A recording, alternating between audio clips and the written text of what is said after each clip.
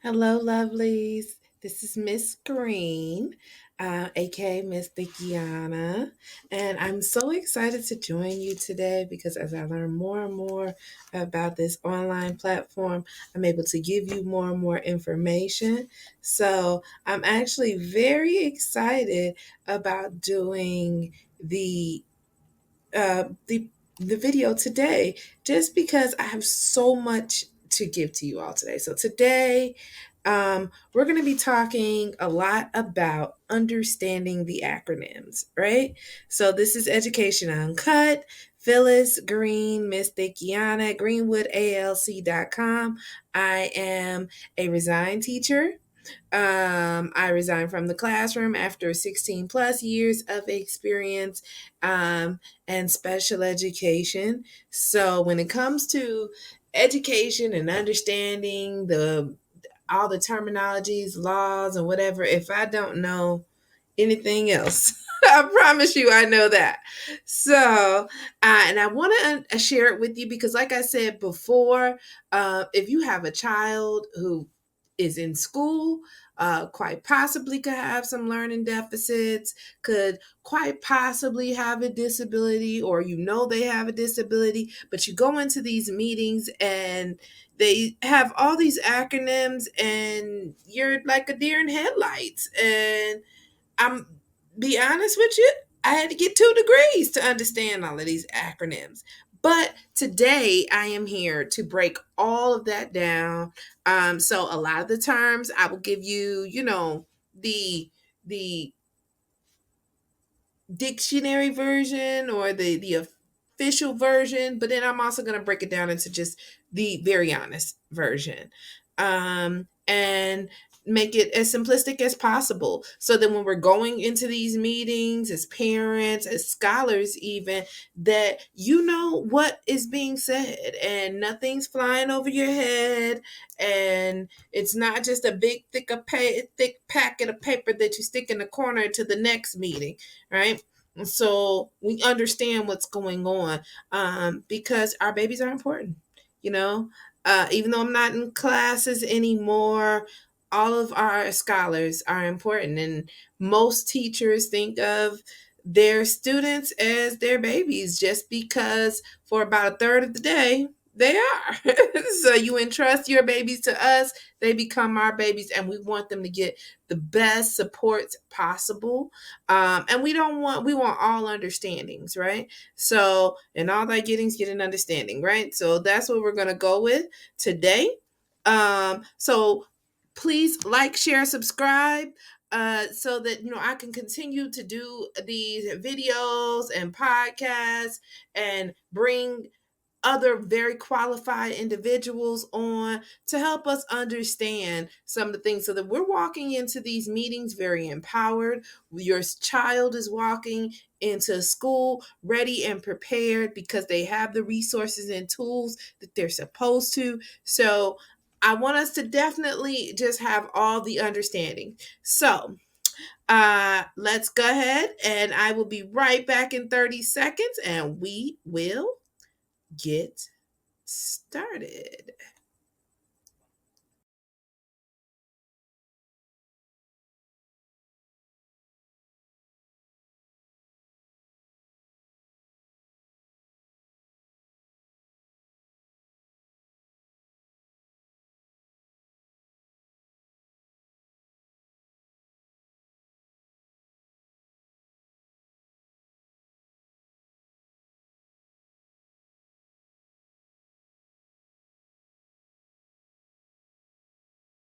Hi, and we are back, ladies and gentlemen. So, just to jump right in, the first thing we're going to talk about is the first acronym we're going to talk about. I hope you have maybe some paper or some, write this down, or just, like, share, subscribe, go back and watch it, whatever you need to do. But the first term we're going to talk about is ABA, Applied Behavior Analysis. This is the therapy to improve behavior for scholars with autism, right? So, ABA typically is how Therapists will work with students who have autism, or on the spectrum of autism, and we'll go into what that is later. So, different methodologies your therapist might use, your social worker might use, if it's a speech issue, if it's a communication issue, working with those students so that they are able to communicate like their same age peers, and be able to thrive in their classroom. So the next term is AAC. AAC is alternative or augmentative communication, which is methods for communication with scholars who have speech deficiencies or are nonverbal. What does that mean, ladies and gentlemen? So this is, um, if you're working with students who are not verbally communicating, or um, have some type of speech deficit or nonverbal. For example, how would they be able to tell you that they're hurting?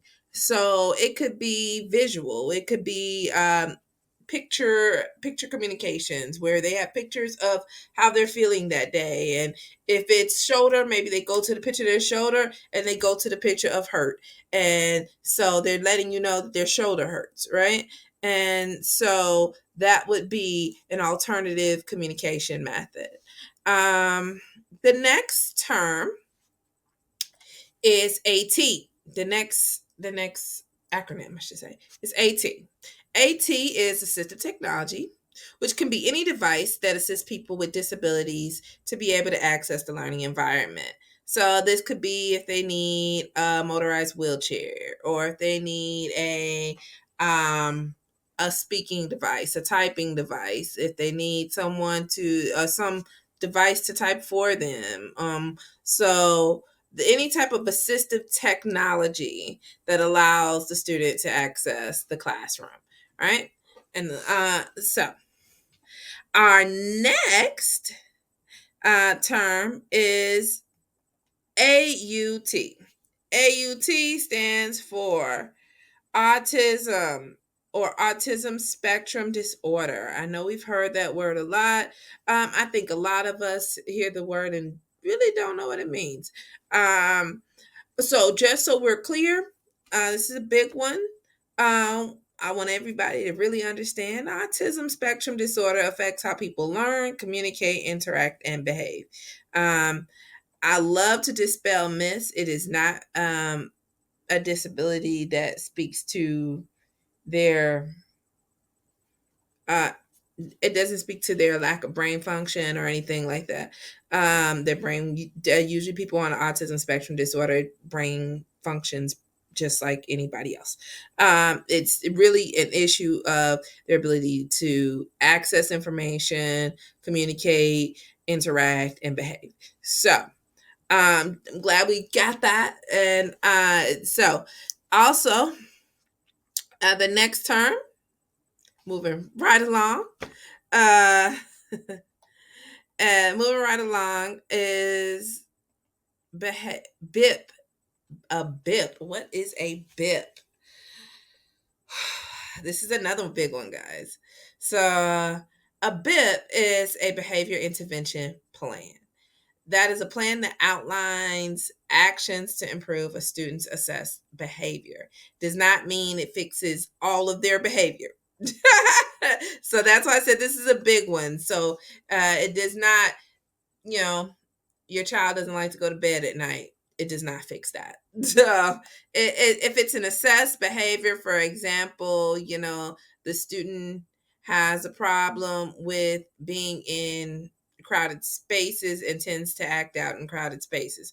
Well, a behavior intervention plan would be a plan put together to help that student learn how to cope with large spaces or large groups of people, and to be able to maneuver in those environments. So that's just an example. One example. It could be a very many things, actually. I've had small students who have problems with socially interaction. For example, they want to come kiss the teacher, and not understanding proper boundaries.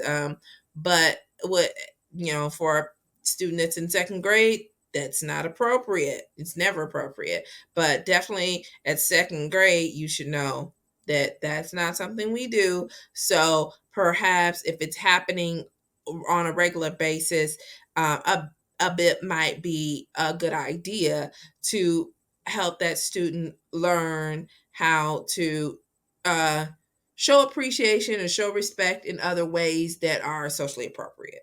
All right. So we want to improve that behavior, obviously. Right. Uh, so the next term we have up is DB. D-B. Oh, this speaks to deaf and blindness, right? So deaf obviously is speaks to hearing deficiencies, and blindness, it speaks to visual or sight deficiencies, right? Uh,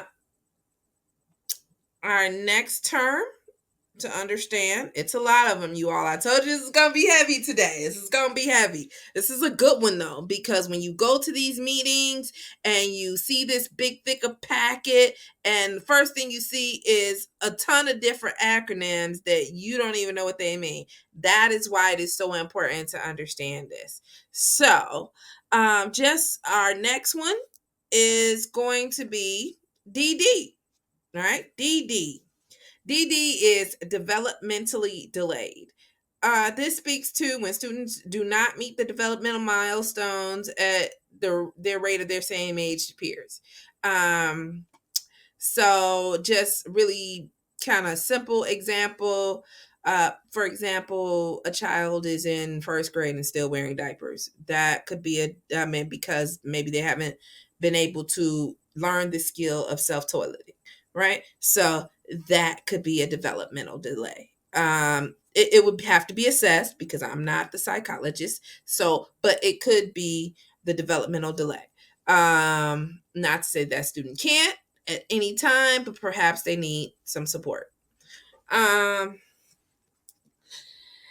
the next term we want to get into is DLM-AA. DLM-AA, which is a dynamic learning maps. Specifically for Illinois, it could be called something else in different states. This is an assessment, a state assessment. So, for example, when we do standardized testing, instead of a student doing the standardized testing of um, their general education peers, they would be doing the standard assessment. They would be doing the dynamic learning maps. Oh, that was interesting. Okay. So again, like I said, this is for scholars with significant cognitive delays. When I say significant cognitive delays, it could mean a couple of things.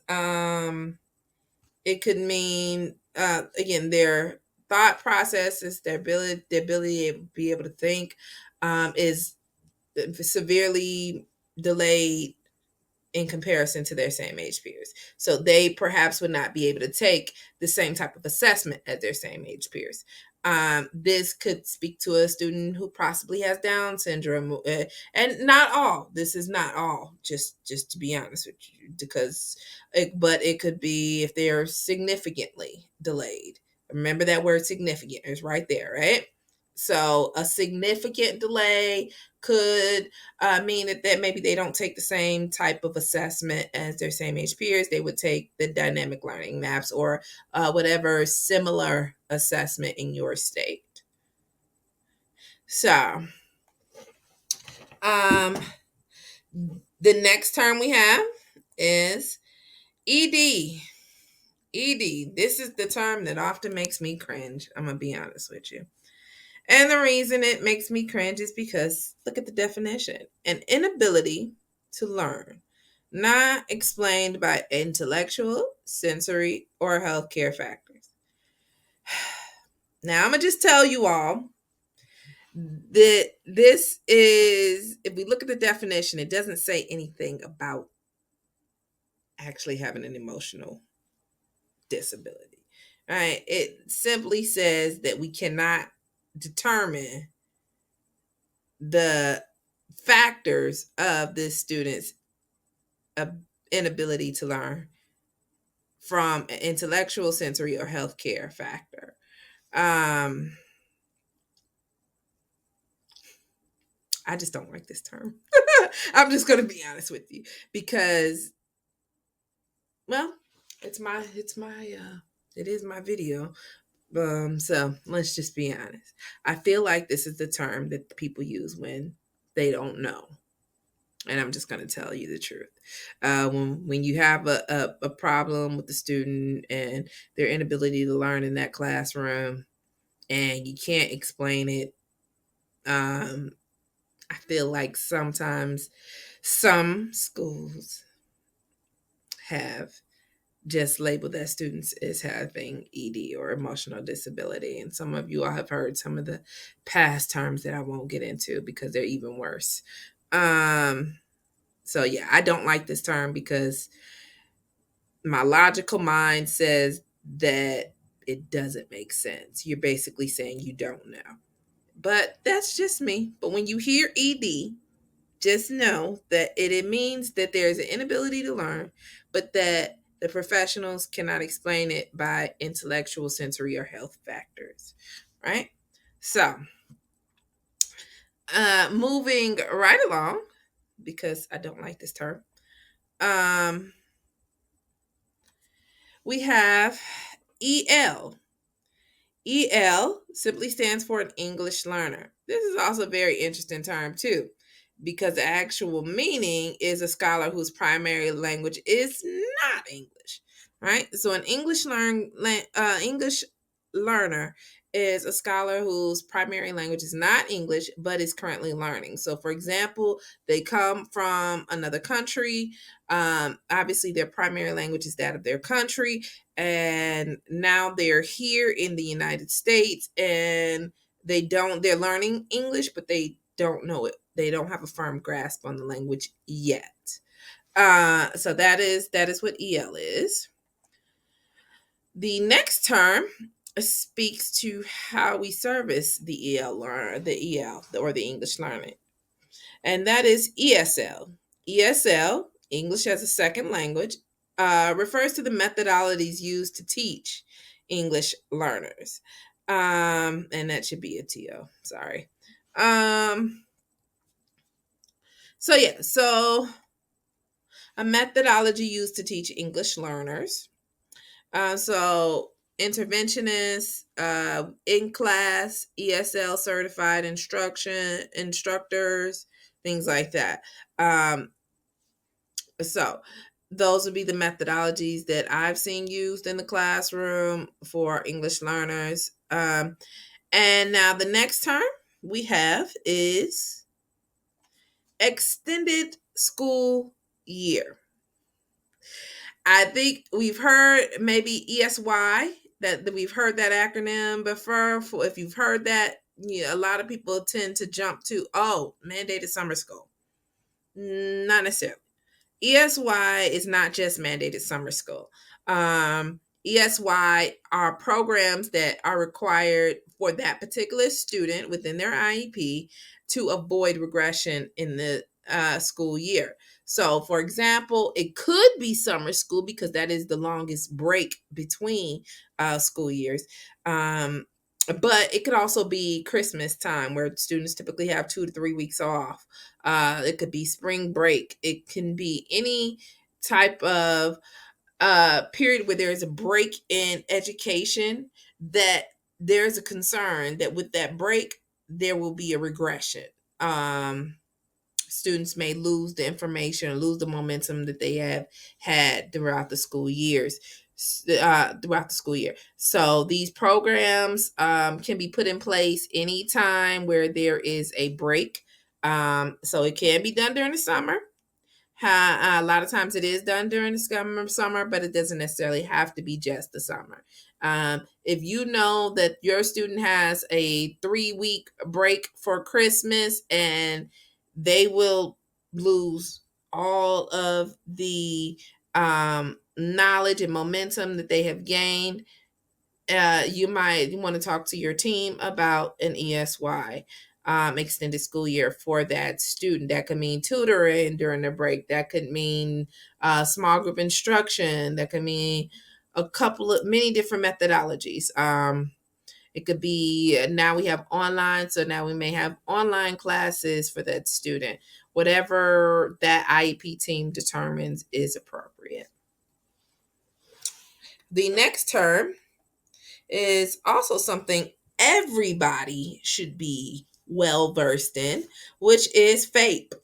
FAPE is the Free Appropriate Education Act, or under Section 504, which is the federal regulation, not necessarily act, but federal regulation by which schools must provide free and appropriate education as that of one's same age peers. So, and the reason why that is important, under Section 504, which in my last video we talked is a federal mandate, it is regulations by which schools have to provide free and appropriate education, right? Um, but it's also very important to understand that this does not mean that my student, because they have a disability, should get free transportation to school every day. That's not what it means. If your student or your scholar can walk the 1.5 blocks to school, just as well as their same age peers, then it's not appropriate for them to have transportation services, because they can definitely get to school in the same manner as their same age peers. And that, but let's say it's a situation where maybe a student has directional deficiencies. For example, if they go too far off their block, maybe they don't know where how to get back, right? So they would have problems. They might need transportation just to go a block and a half. um, uh, this can happen if a student has memory loss. This can happen um, with cognitive disabilities. So it's very important to know that each one, when providing free and appropriate education, it is always going to be dependent on what the scholar's need is, right? So FAPE is very important, and it's also very important to know, like, if your school says no, we're not going to give you free transportation because your student can get to school like everybody else by walking a block and a half, then that's why. All right. The next term is FBA, Functional Behavior Assessment. This is very important if you have a diverse learner and they would receive a behavior assessment if it's a concern about behaviors. And it's an assessment that identifies behaviors which can cause unwanted outcomes and determining why. This is usually what's followed by a BIP that we determined earlier was a behavior intervention plan. So usually there's an assessment first, the functional behavior assessment, and then there's a behavior intervention plan. So usually the two go together, but it can happen where you can have a behavior assessment and it's determined that a behavior intervention plan is not needed. For example, I've had students who had a FBA done, and it was determined that that student was on medication for something else, and the medication made them sleepy and irritable. And so we, instead of doing a behavior intervention plan, the parent discussed it with doctors to arrange maybe different medication or different dosages, however they did it, and a behavior plan was not needed. So that would be an example of how a behavior assessment can be done, but not necessarily have a bit. But it usually, if it's determined that that behavior is in need of a plan to correct, then they would receive a bit. All right. And the last one for today is called FERPA. FERPA is a term that all parents should know, whether you have a child with a disability or not. Um, FERPA is the Family Educational Rights and Privacy Act. So it is a law, and these are rights regarding a student's educational records. This is very important to understand. A lot of times I run into it when the student becomes what we call age of majority, meaning 18, they're about to turn 18, so they're legally an adult. But perhaps parent wants to keep maintain control of the student's educational background. There would have to be a determination as to whether, well, the student would be asked, do you feel like you can make these decisions, or do you feel like your parents should make the decisions for you? If there's a conflict, there might have to be a conversation between the entire IEP team. But it also speaks to like your ability to get records from your school, your ability to be able to be in an IEP meeting for your scholar, to be in any type of educational meeting, to make sure that documents are not added to your students' records without your knowledge, things like that. So that is the law that speaks to a parent and scholar's rights for education records. All right. So, I did say that was the last one, but I'm going to give you one more, and then we're going to cut it off for today because that will be our time. The last term is FIE. FIE is a full and individual evaluation. This is the collection of documents and evaluation of information to determine learning needs, strengths, interests, and challenges.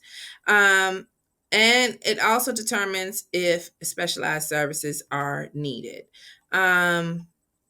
Usually, when you first start or you first inquire about getting an individual education plan for your student, or you're not sure if you should have one, this is the assessment and evaluation that takes place. Sometimes it's called an initial, sometimes it's called FIE after 3 years, or 3-year reevaluation.